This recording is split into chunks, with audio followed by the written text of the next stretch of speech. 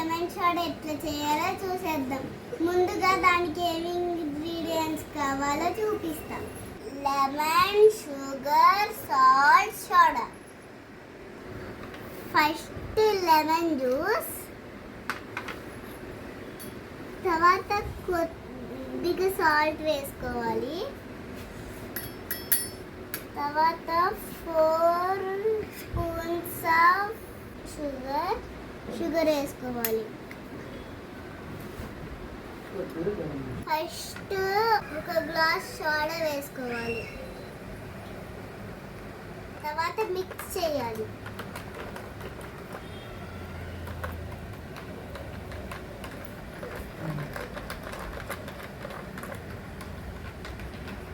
Sugar కరిగేదాకా mix చేసుకోవాలి. ఉప్పు taste చేసి చూద్దాం. చాలా బాగుంది. మీరు తప్పకుండా ట్రై చేయండి.